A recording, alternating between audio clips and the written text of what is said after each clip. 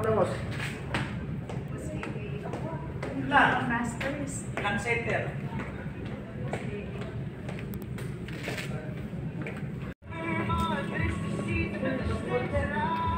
Ha?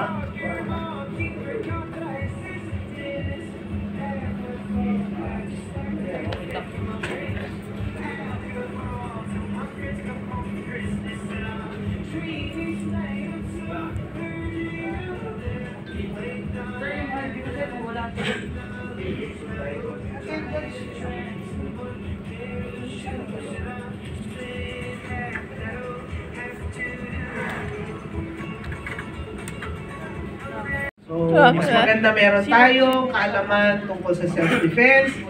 And this afternoon, bago sila mag-start ng demonstration and action practice, we need to inform you kung paano muna nabuo si Kodjo Cup sa CA, and then they will introduce each kung sino-sino po ang ating magiging instructors for this afternoon. To represent the group, I call on the Budget Service Gentleman, Sir Higinio Henteroy.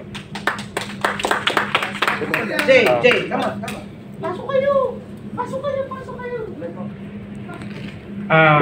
Magandang hapon sa lahat. Okay, briefly lang. So, introduce lang namin yung Kodjo Cup. That's Kodjo Cup Combat Judo Karate of the Association of Philippines. So, doon nga, yung biruan, nung una, for first 2 years kami, nag-start kami 2012.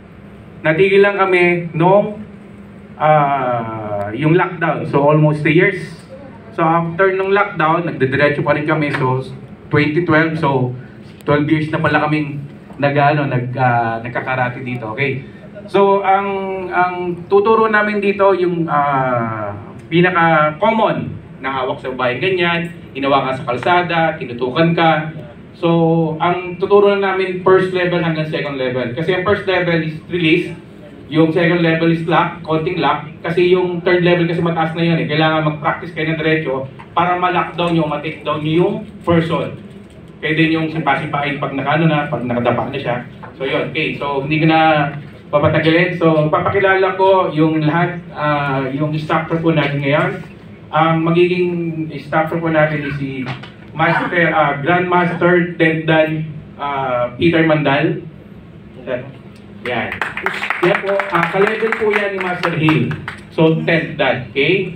And then, yung dati na 2012, 5th Dan, yung nakilala po namin si Master dati, na-upgrade po siya ng 2nd Dan, 7th Dan.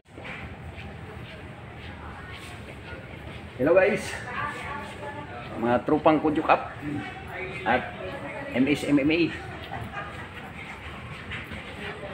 Yun. Sige po.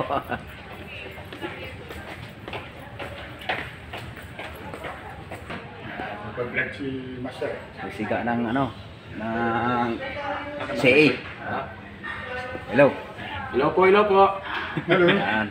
Ano bang natin agenda ngayon doon? Ano pala ba yan? Second batch namin ng mag-demo kami dito sa loob ng office.